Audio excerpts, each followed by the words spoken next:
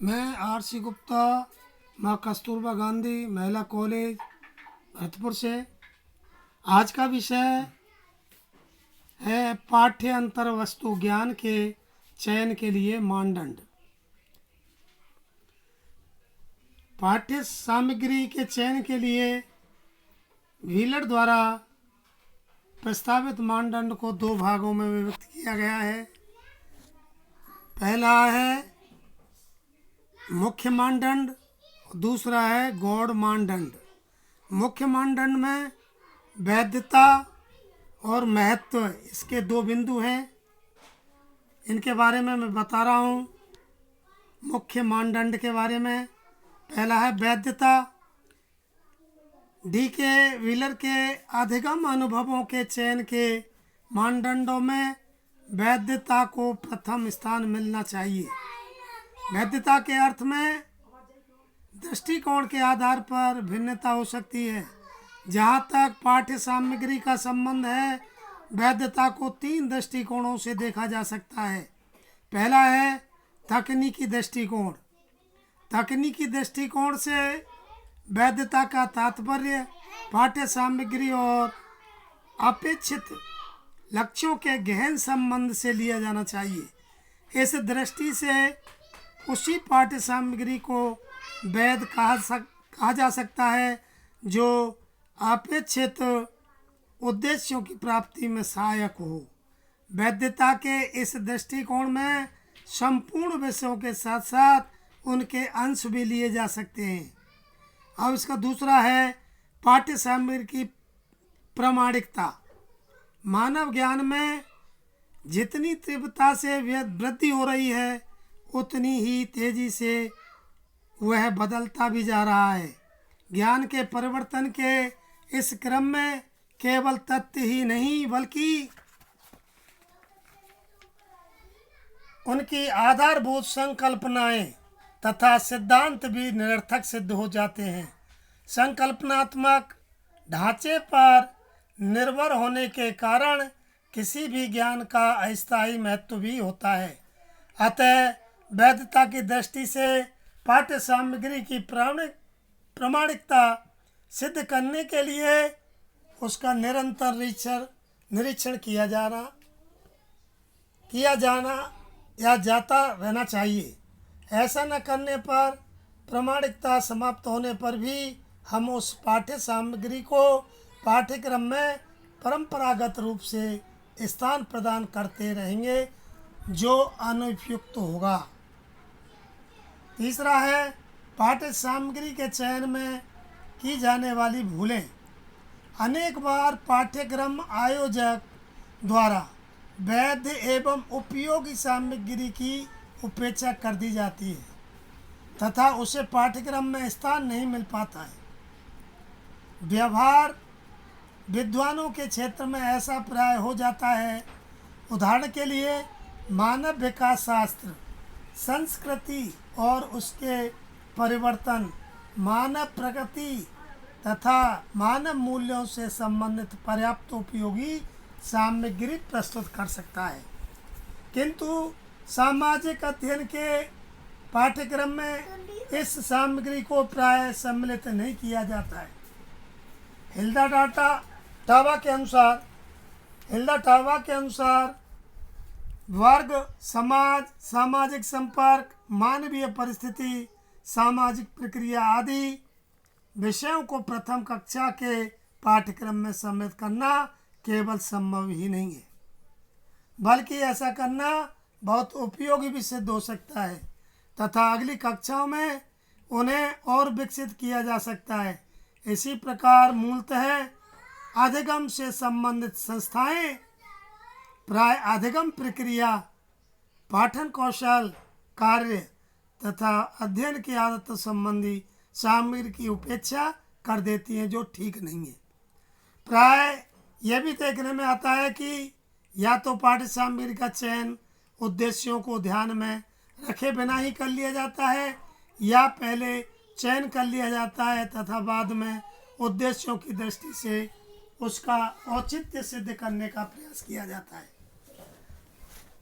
DK. Wheeler के मतानुसार पाठ्य सामग्री की वैधता के लिए यह अति आवश्यक है कि उद्देश्यों का निर्धारण पहले किया जाए तथा उसके पश्चात उनकी पूर्ति के लिए उपयुक्त पाठ्य सामग्री का चयन किया जाए। अब आता है नंबर 2, महत्व।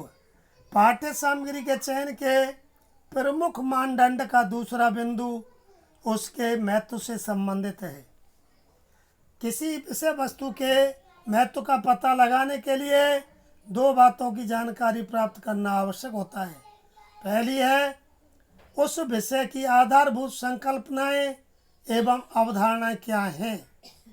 दूसरा है इसका बिंदु उस विषय से संबंधित वे कौन से सिद्धांत हैं जो उनकी सीमाओं को पार करके दूसरे क्षेत्रों तक भी पहुंचते हैं। इन 2 प्रश्नों के उत्तर पाठ्यक्रम निर्धारकों को इस बात की जानकारी दे सकेंगे कि आलोच्य पाठ्य सामग्री का उपयोग समस्याओं के समाधान अर्थात उद्देश्यों की पूर्ति के लिए कितने व्यापक क्षेत्र में किया जा सकता है।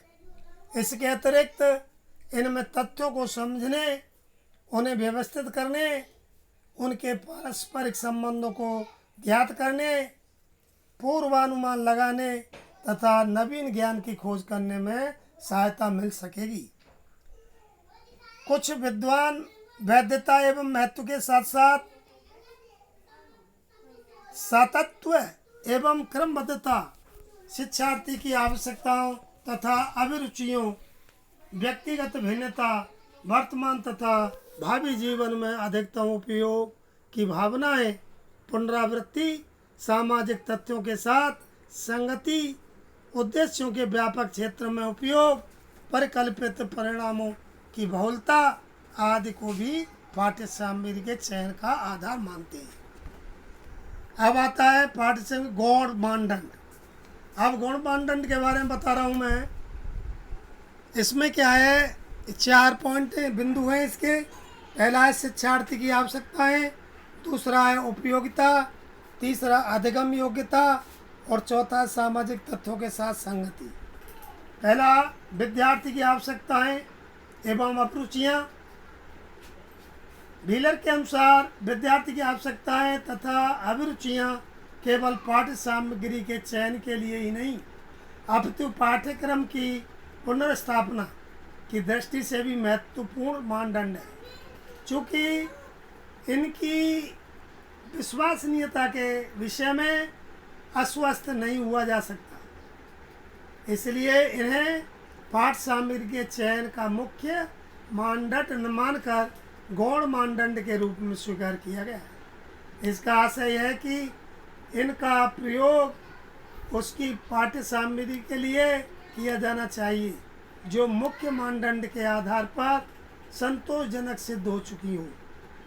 इसके अतिरिक्त इनका उपयोग समान स्तर की वैकल्पिक पाठ्य सामग्री में से किसी एक का चयन करने की सुविधा की दृष्टि से भी किया जा सकता है।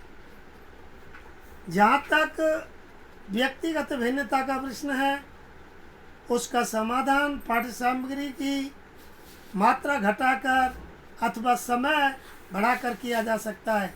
छात्र की व्यक्तिगत क्षमता तथा अनुभव के अनुसार अंतर वस्तु में बढ़ोतरी घटोतरी करना या अंतर करना सबसे अच्छा उपाय है। पाठ्य सामग्री के चयन के विषय में यह बात विशेष महत्वपूर्ण है कि उसे विद्यार्थी के अनुभवों से यथासंभव सरलता से संबद्ध किया जा सके। इसका सर्वोत्तम तरीका यह है कि प्रारंभ में अनिवार्य बातों का निर्णय तो कर लिया जाए तथा विस्तृत बातों का निर्धारण व्यक्तिगत अभिरुचियों व आवश्यकताओं के अनुसार भिन्न भिन्न प्रकार से करने के लिए छोड़ दिया जाए। अब दूसरा है उपयोगिता। उपयोगिता के बारे में बता रहा हूँ मैं। इसमें कोई संदेह नहीं है कि उसी पाठ्य सामग्री का चयन किया जाना चाहिए जो छात्रों की वर्तमान एवं भावी समस्याओं का समाधान करने में सर्वाधिक उपयोगी हो। सामान्यतः उपयोगिता का मानदंड सभी विषयों पर लागू किया जा सकता है, किंतु विशिष्ट तथा व्यावसायिक शिक्षा के क्षेत्र में इसकी स्थिति अधिक स्पष्ट रहती है। इन क्षेत्रों में विषय वस्तु का एक निश्चित सीमा में निर्धारण पहले से ही होता रहता है तथा प्रवेश के समय ही विद्यार्थियों से एक निश्चित स्तर की योग्यता रखने की अपेक्षा पूर्ण कर ली जाती है। किंतु विषय वस्तु का पहले से ही निर्धारण होने पर भी शिक्षण विधि में विषय में कोई दृढ़ता नहीं होती है। अतः शिक्षण विधियों के चयन के संबंध में उपयोगिता का मानदंड लागू किया जा सकता है। अब आता है इसका तीसरा पॉइंट है अधिगम योग्यता। पाठ्य सामग्री के संबंध में अधिगम योग्यता एवं कठिनता का स्तर एक ही सिक्के के दो पहलू हैं। इनमें अंतर केवल इतना है कि कठिनता स्तर की बात वर्ग के स्तर से संबंधित होती है तथा इसके अंतर्गत ये देखा जाता है कि एक विशेष पाठ्य सामग्री किसी कक्षा विशेष के लिए उपयुक्त है अथवा नहीं, जबकि अधिगम योग्यता प्राय व्यक्तिगत स्तर से संबंधित होती है तथा इसके अंतर्गत पाठ्य सामग्री की उपयुक्तता को विद्यार्थी की वैयक्तिकता की दृष्टि से देखने का प्रयास किया जाता है। अब चौथा बिंदु है इसका सामाजिक तत्वों के साथ संगति। पाठ्य सामग्री के चयन में भी उद्देश्य एवं अधिगम अनुभवों की तरह ही परिवेश अर्थात सामाजिक तत्वों के साथ संगति का विशेष महत्व है। पाठ्य सामग्री के चयन में इन मानदंड को भी एक आधार बनाया जाना चाहिए। That's all. इकाई सारांश इकाई सारांश कुछ विद्वान वैधता एवं महत्व के साथ सातत्य एवं क्रमबद्धता शिक्षार्थी की आवश्यकताएं तथा अभिरुचियां व्यक्तिगत भिन्नता वर्तमान तथा भावी जीवन में अधिकतम उपयोग की संभावनाएं पुनरावृत्ति सामाजिक तत्वों के साथ संगति उद्देश्यों के व्यापक क्षेत्र में उपयोग परिकल्पित परिणामों की बहुलता आदि को चयन का आधार मानते हैं।